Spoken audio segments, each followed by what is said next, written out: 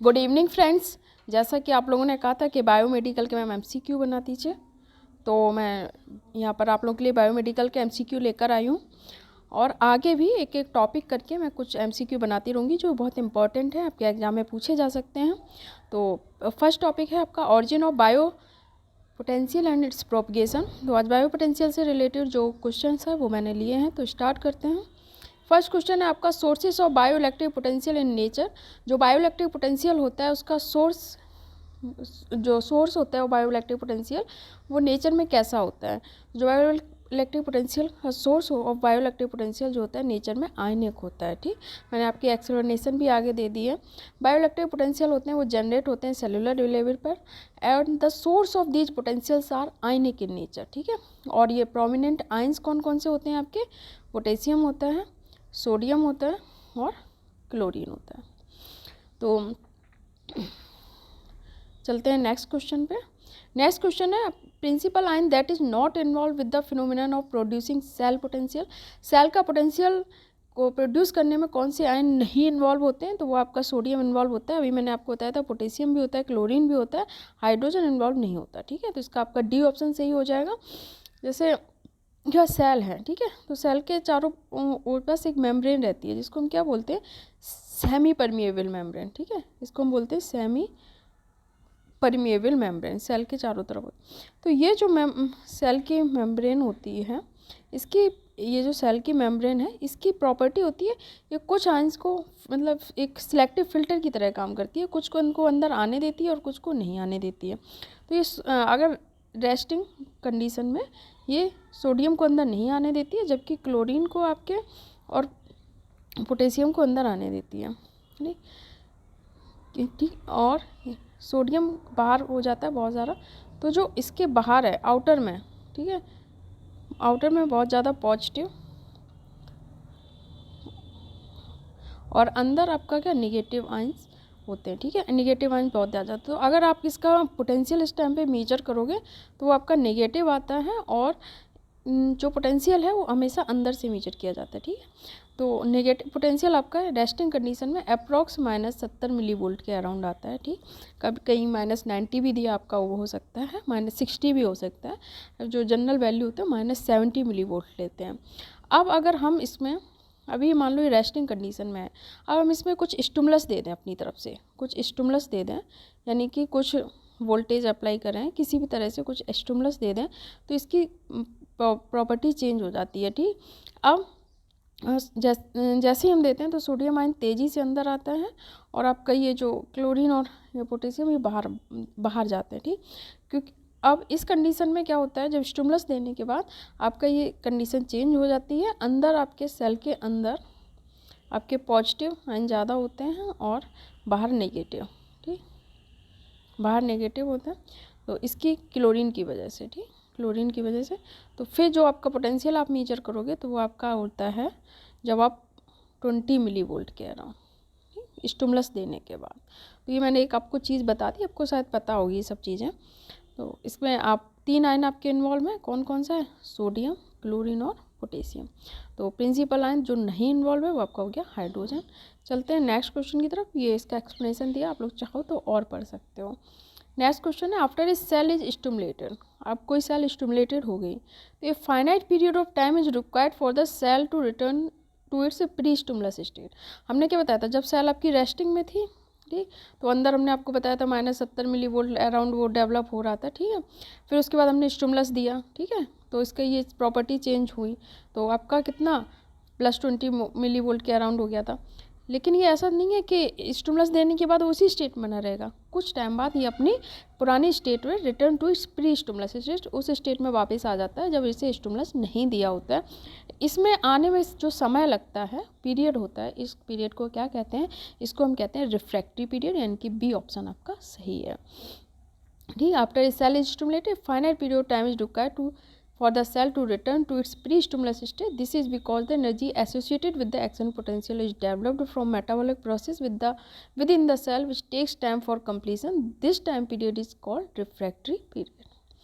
चलते हैं next question की तरफ। Electrooculography is a technique for measuring what measuring. ठीक है, तो आपको जब भी कहीं ECG दिख जाए, C दिख जाए, आप समझ जाना हार्ट से रिलेटेड है कार्डियोग्राफी, या EK दिख जाए, ECG और EKG कई बार लिखते हैं, तो अगर ECG या EKG लिखा है तो आप समझ जाना हार्ट से रिलेटेड है कार्डियो। अगर आपको कहीं EMG दिख जाए तो समझ जाना आपकी किससे रिलेटेड है, मसल से, ठीक। और EG दिख जाए आपको तो समझ जाना ये आपकी एनसीफेलोग्राम यानी कि आपके दिमाग से, ब्रेन से रिलेटेड है, ठीक है, एनसीफेल। तो इसके बाद अब अगर कहीं आपको EOG दिखता है तो ये आप समझ जाना हमेशा आँख से रिलेटेड, ऑक्लोग्राफी, ठीक है, ऑक्लोग्राफी। तो आपकी EOG किससे रिलेटेड है, आपकी आँख से रिलेटेड है, तो कॉर्नियो, ये देखा आपका डी ऑप्शन सही हो जाएगा, कॉर्नियो रेटिनल स्टैंडिंग पोटेंशियल, ठीक, तो आपका डी ऑप्शन सही हो जाएगा। EOG is a technique for measuring the potential of the corneal retinal standing potential that exists between the front and back of the human eye, ठीक है। Resulting signal is called electrooculogram, ये मैंने आपको बताया था। The main application are in the diagnosis of the ophthalmology and the recording of eye movement, ठीक। चलते हैं नेक्स्ट क्वेश्चन की तरफ।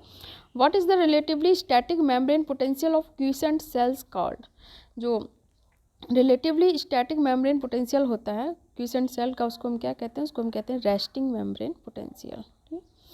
सी ऑप्शन आपका इसका सही हो जाएगा। अभी मैंने आपको सी बताया भी था, ये जो -70 मिलीवोल्ट होता है, ठीक है, ये सब चीज़ें, ये आपका क्या होता है, रेस्टिंग मेम्ब्रेन पोटेंशियल, आप ये डिटेल में भी पढ़ सकते हैं।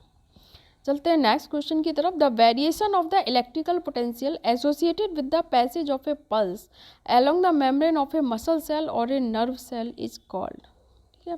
जो वेरिएशन होता है इलेक्ट्रिक पोटेंशियल का, जो एसोसिएट होता है किससे, with the passage of a pulse along the membrane of a cell और ए नर्व सेल, इसको हम क्या कहते हैं, तो इसको हम बोलते हैं आपका एक्शन पोटेंशियल। बी ऑप्शन आपका इसका सही हो जाएगा। एक बार पढ़ लो एक्शन पोटेंशियल क्या है। An action potential occurs when the potential of the membrane of a given axonal position increases and decreases rapidly. This depolarization causes depolarization of adjacent position in a similar way. Resting membrane potential or the resting potential is the relative static membrane potential of a quiescent cell.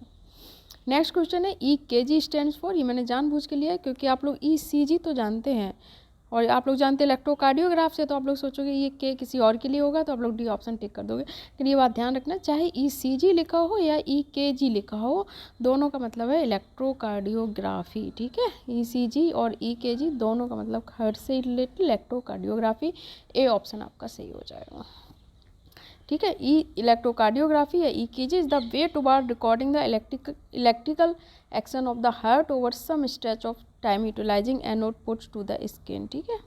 It could simply be understood as the electrical representation of heart beat, ठीक है।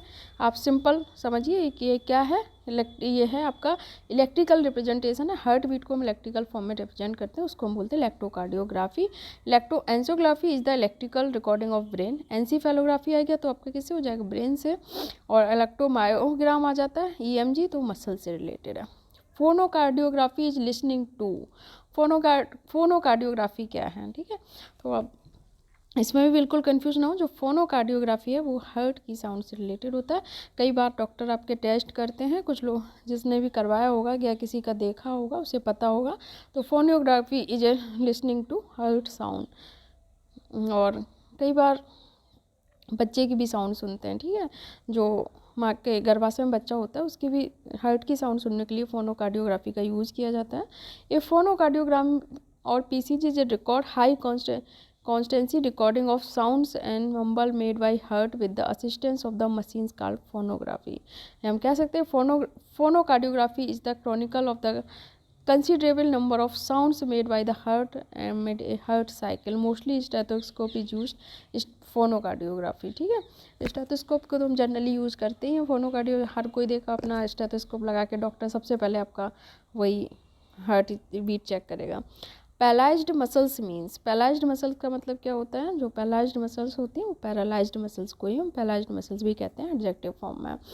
तो देखो ना, paralysed is an adjective that means paralysed. It used to describe a muscle on which an individual has lost all control, मतलब वो paralysed हो गया है। Voluntary muscles are the muscles on which the individual has complete control. अगर आप complete control रखते हैं अपनी मसल्स पे तो उसका वॉलेंट्री मसल हो गया। अगर आपने पूरी तरह से खो दिया है कंट्रोल तो वो पैरालाइज्ड मसल्स हम उसको बोलेंगे। Involuntary muscles are the ones on which the individual has no control. For example, heart wall muscles है इस पर तो आपका, जिस पे आपका कोई कंट्रोल ही नहीं है, वो तो आपकी इनवॉल्यूंट्री मसल है, ठीक है। वॉलंट्री है जिस पे आपका कोई कंट्रोल है, ठीक है। वॉलंट्री मसल और इनवॉल्यूंट्री मसल दो तरह की हैं। तो ये आपका आज के क्वेश्चंस हुए। आई होप आप लोगों को अच्छे लगे होंगे। आप लोग कमेंट करके और बताइए कि आप लोगों को इस तरह के और वीडियो चाहिए, तो आप लोग प्लीज़ कमेंट ज़रूर करें, तभी मैं और वीडियो बनाऊँगी, ठीक है। अगर आप लोग कमेंट करके बताएंगे कि वीडियो कैसा लगा और आप लोग और वीडियो चाहते हैं तो फिर मैं आपके इस एक एक टॉपिक करके बायो मेडिकल के सारे टॉपिक जो आपके एग्ज़ाम में क्वेश्चन पूछे जा सकते हैं उनके सबका मैं वीडियो बना दूँगी। और वीडियो देखने के लिए आप सभी का बहुत बहुत शुक्रिया। मिलते हैं किसी और वीडियो में, तब थैंक यू।